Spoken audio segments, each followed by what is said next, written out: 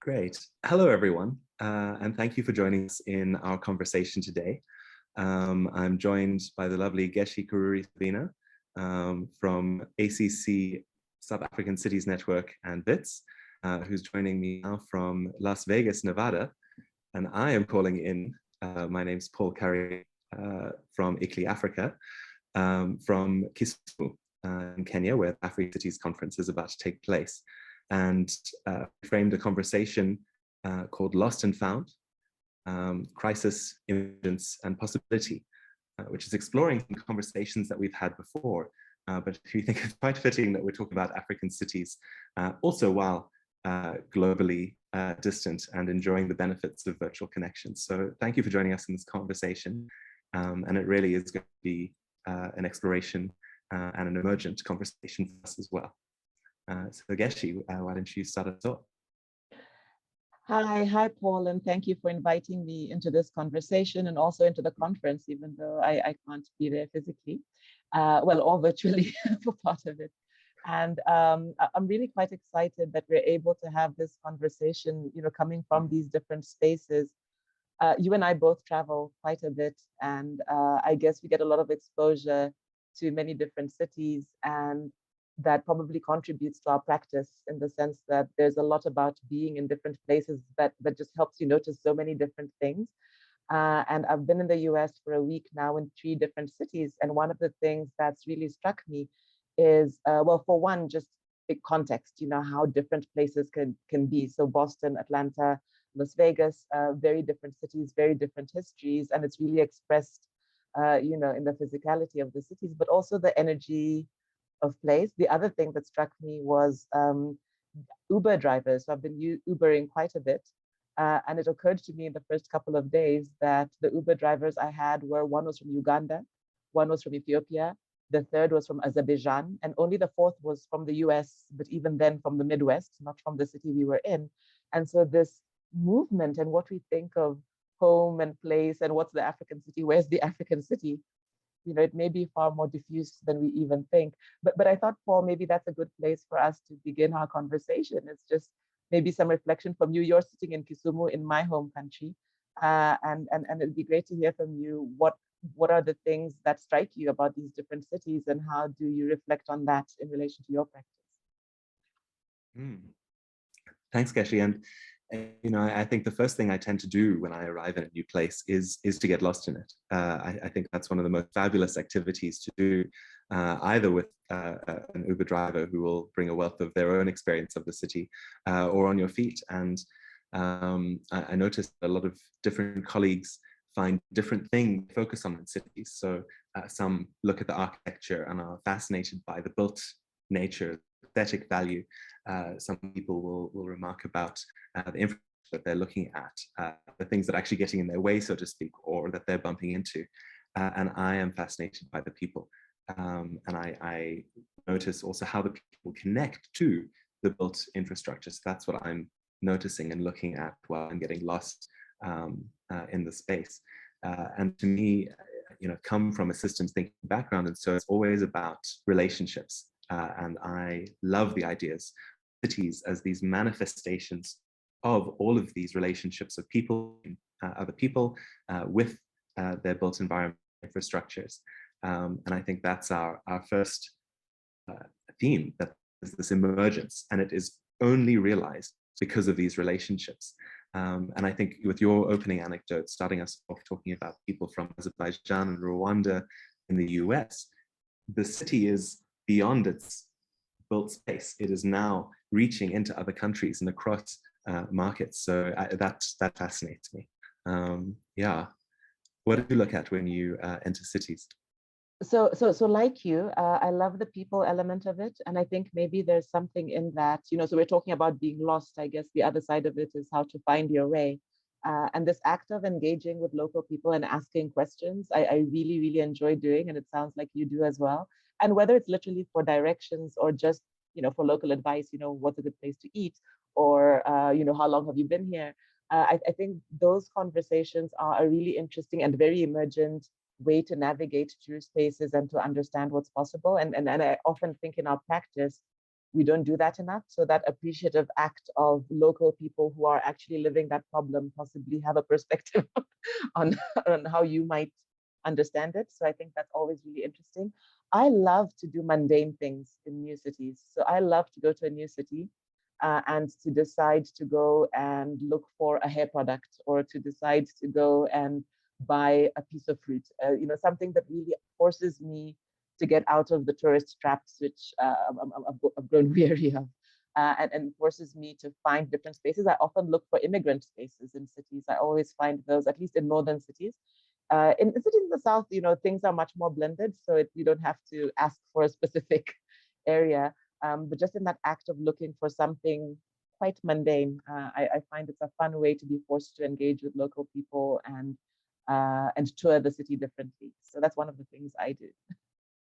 And I think, I certainly feel privileged to be able to get lost and find the uncertain parts of the city around each corner. But you're right, the people living in the cities have an intimate knowledge of them. And so being lucky enough to be offered insight into that is fabulous. Talking of mundane products, bananas, to me, tend to be my index of cost. And how to navigate how much do bananas cost in each city I visit. So there again, all cities are different, and so many cities will share the same. I haven't failed to find bananas in any city that I've been to. I love that. I love that, Paul. It's so much more interesting than, what do they call it, the hamburger index? I like the your Big banana Mac index. The Big Mac index, right? Yeah. No, that's it. And that question of I suppose the organic of cities that emerge and therefore are known to people who live in them, I think is really important for a lot of conversations that we're having in Rise and as urban thinkers around is in what is our role in challenging this idea that a city can simply be placed beautifully designed up front. We've seen a lot of capital cities that are designed from a distance, and they look beautiful from above, and then you walk them and you realize the city is made for cars, and it's going to take me 20 minutes to get from that one beautiful monument to the other one if I was walking it. And these sustainable cities, these fantasy cities, as the late great Vanessa Watson was saying, that capture people's excitement, but they're missing the organic emergent that was built by people relating to something, by people needing food, by people needing basic connection to nature and people, as well as basic services. Yes. Yeah, I think that's so true. And the problem is, if we think about these cities having emerged, if you want, out of particular context, maybe particular economic form, and then those being used as a static reflection of what the future city should be. That, as you know, Paul, in my work, that's one of the things I've really tried to counter, are these very fixed imaginaries, of like the skyline behind me, these ideas we have about what a city looks like and what the good city looks like, what the future city looks like. And then to assume that that's a template that applies everywhere and that has to apply everywhere, I find really problematic. And I do think that we need a much more engaged form of practice and a much more reflexive form, I think, if we were to imagine different forms of city. And I think part of that falls to the professionals who have to help, if you want, help us move forward in forging those imaginaries. And some of that has to be very engaged, but it's also a societal thing. I think we have to have societies that are open to not seeing progress in those kind of linear terms, and in terms that don't apply in our own context and may not be possible given the circumstance, whether it's the climate circumstance or the energy issue or inclusion, the actual conditions we find ourselves in. So I'm really excited about the possibility of us finding different narrative starting points, I think, for imagining our future cities, and perhaps being appreciative of what these existing cities come from. Maybe that's part of helping demystify them and avoiding us thinking that they're the end goal. Mm. And all of these cities, in different contexts have emerged from different realities. I mean, the cities that have this huge variety of built infrastructure, robust infrastructure, we look to them often and say, well, that's where we want to be, and don't realize that that was from a legacy where there was a form of inclusive urbanism, where it was the state's responsibility to provide for everyone, and there were lots of resources available, typically taken from countries outside of their borders. And we are simply not in that context in African cities. And then there's the other side of it, which is a lot of fabulous experimentation that's going on with decentralized technology, decentralized infrastructures. But the risk there is who those experiments are benefiting, who are they for, and these questions of justice and fairness of who we're experimenting on. And that tension between the two, we don't have the resources to build these large infrastructures. And we do want to respect the right of people to have legitimate access to robust resources. So it's a fascinating tension. Obviously, I get the privilege to sit back and look at it from a distance, but a very real tension when we have to deliver more and more resources to people. And Geci, your just to add that one point, your conversation you did last time with Rise Africa was on unveiling the city, and I part of what you're leading to in this point is how do we get people to shift away from those unachievable visions of cities or improper visions of cities? Yes, no, absolutely. I think one of the things, and you're talking about these histories from which cities emerge, and one of the things, so Riel Miller, who we've had previous conversations with you as well, often talks about the difference between anticipation for the future, meaning thinking about the future because you think you know something, because you've done the scenarios or you've done the projections, and therefore you're in a way planning for something that's certain in the future, versus anticipating for emergence, which means you're preparing yourself for the unknown and probably the unknowable. And if you think about what that means or the difference between those two things, the first thing, if you're planning for something you know in the future, then in a way you're still in planning mode. You can prepare, you can organize yourself, you can think about the tools you have. If you accept that you're anticipating for things that you don't know, so if you're building uncertainty into the way you're thinking about the future, I think it does something very rich for us, which is to focus us on our capabilities.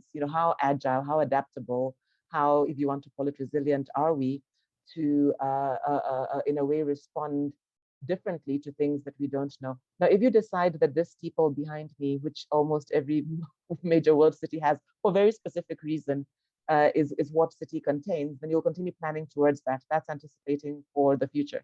That's something you've put in there and decided that it's a goal. And probably it's important to reflect on how you come up with that goal and why you're trying to do that. But if you're anticipating for elements of what a city requires that you don't necessarily know fully now, you begin thinking about what kind of institutions, what kind of professionals, what kind of systems, what kind of rules do you need to be able to be dynamic and versatile enough and responsive enough to context to really create something that you can't draw up in advance. And in fact, that advanced drawing may very well be occluding really interesting things, right, that could come up in that context where there are different actors, there are different drivers. And I think when I talk about unvisioning, I think it's that act of removing these certainties we want to impose in the future. You can call it decolonize if you want, decolonizing our imaginaries, from these fixed ideas about what future city looks like, and just creating this room. And for me, what really matters there is what kind of capabilities. South African Cities Network, and this is maybe a bit of a plug, just released its latest State of Cities report. And, it really makes that point quite strongly again, that we really need to have not just capable states, but states that are really able to understand the capabilities required of them to act and to perform. And that includes the need to experiment and to create ecosystems that allow people to innovate, that allow those users, the people who know where to get the best banana, to speak in. And I think those capabilities are so important. So there's a tension for me in trying to understand this acceptance of the uncertain ahead, because most of the narrative is very much around strategic planning, evidence-based data. And even that question of looking to the capabilities that are already inherent in the city. I mean, I think that's a really important approach.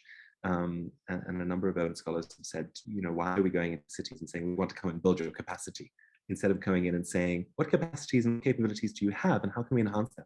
So, I mean, I think that approach is incredibly valuable. So then, to your remark, given that we're in a climate crisis, and it's only going to get worse. Seeing vast arrays of biodegradation. We are facing many social ills, and we've got a double-sided coin with our demography, which is a fabulous youth cohort that could be our potential, but also at the moment aren't provided with opportunities or don't see opportunities for us.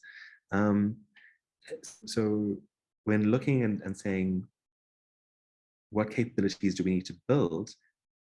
What is, and I'm stuck in this frame, so I maybe to do some envisioning. What is evidencing that approach? How are we deciding what capabilities we need to meet climate crisis and to meet cities that we want but don't yet know? Yeah. So I think there are two elements for around that. And so I'm a planner. It's very difficult for me to speak against traditional planning. And they like to say that if you fail to plan, then you're planning to fail. That's the thing they like to say. And actually, there's a part of me that thinks that I think you've got to be planning and preparing capabilities around the things you know, because not everything is unknown. If you're in eThekwini or on the east coast, of South Africa, you kind of know that we are having recurrent, and in fact, any coastal city, I would say, probably in a lot of the world, especially a lot of the South, then we know that we're going to see more, whether it's tornadoes, hurricanes, we know that. And so there's some element of really building known capabilities around known issues. You may not know exactly when, but you know it's happening, and you know it's happening more frequently. So how do you build more resilient architecture? How do you make sure you've got the response capabilities, the support systems? How do you work beyond the state? I worked on a paper last year on lessons from emergency governance, and one of the big lessons in our paper was that it's quite surprising that although we're having recurrent and more frequent crises, it doesn't appear as though our capabilities are accumulating. It doesn't appear that we're learning fast enough from the last crisis to ensure that the same issue isn't a problem in the next crisis. So there's a learning element to that, and I think that's a really important element of capability. But to that mantra, if you fail to plan, you're planning to fail, I would add that if you're only planning for the plan, then you're also planning to fail. Meaning, if you're only able to plan for the thing that you think you know, and you're not acknowledging that there's so much that you don't control. We know there's complexity. We know that. So we know it's not just crisis we have. We know we've got complexity. We know we've got emergence.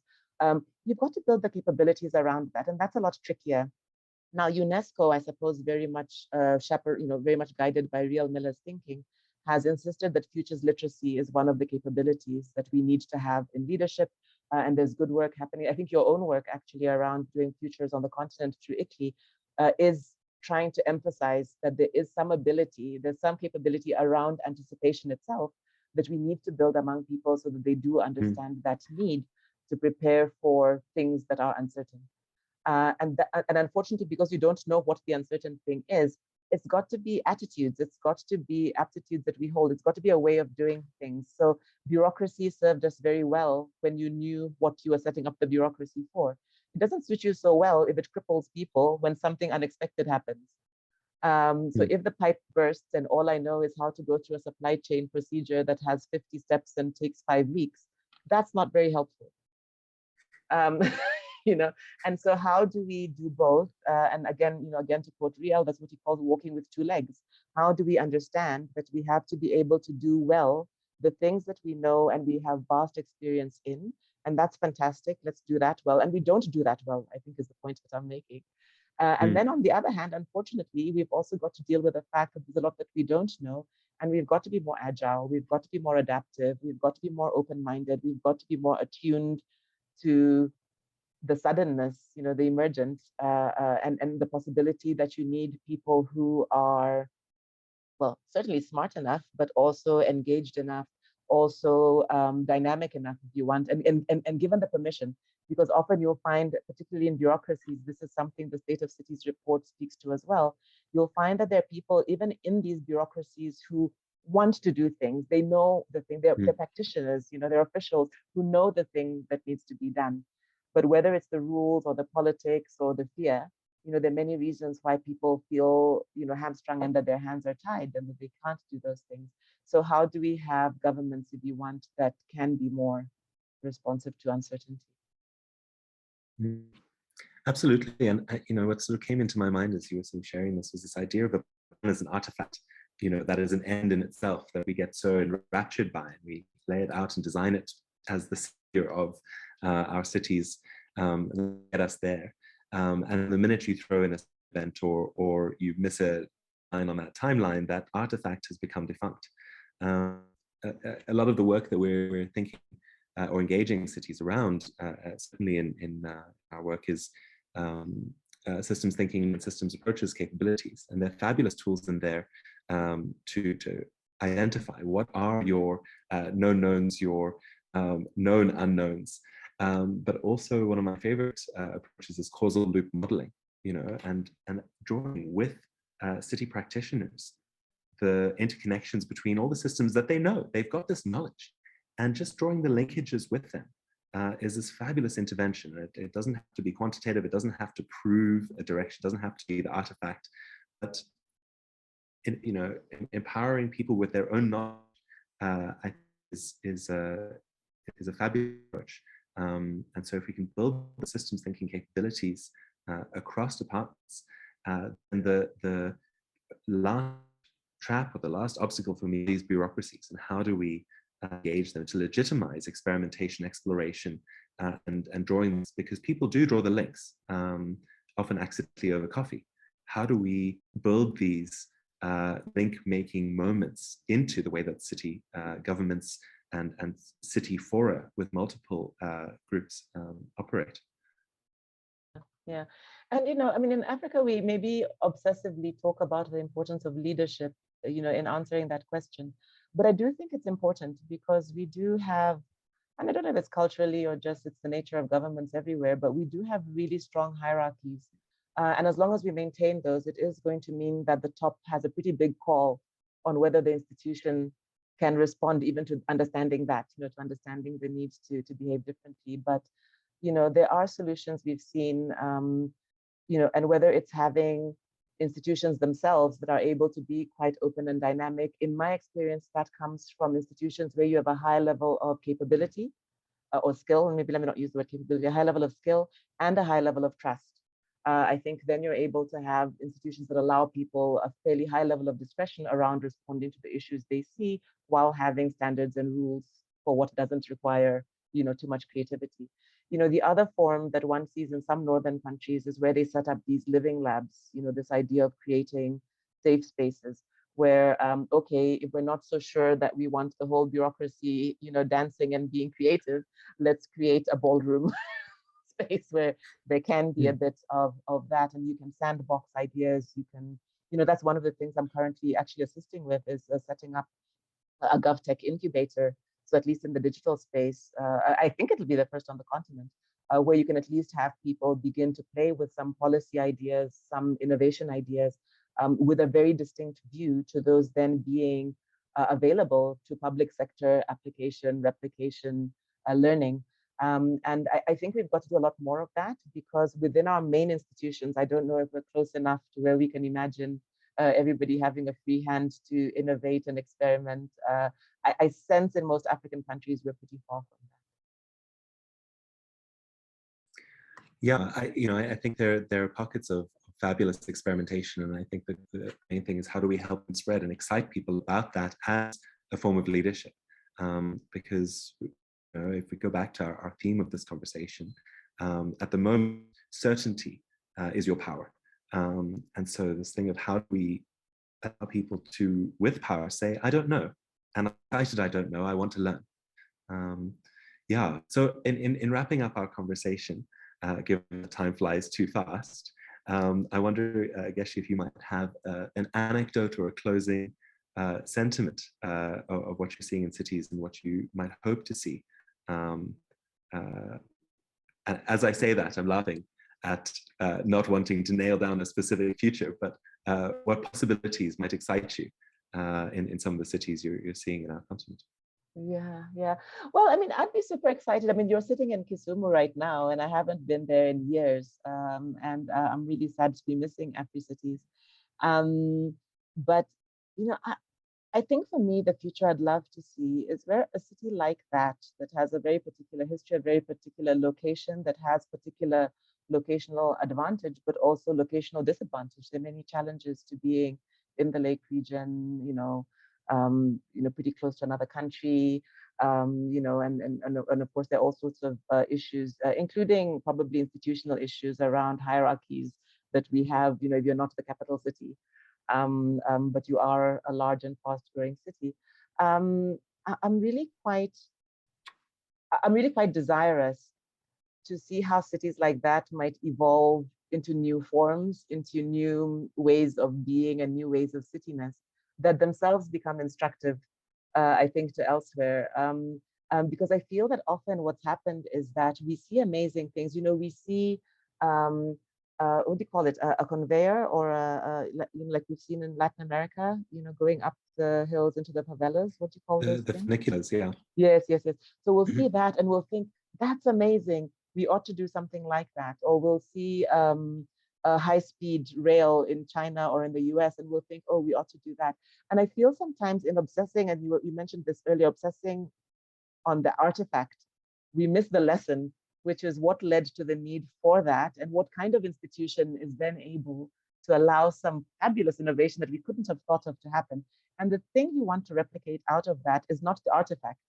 It's the learning around how something like that becomes possible.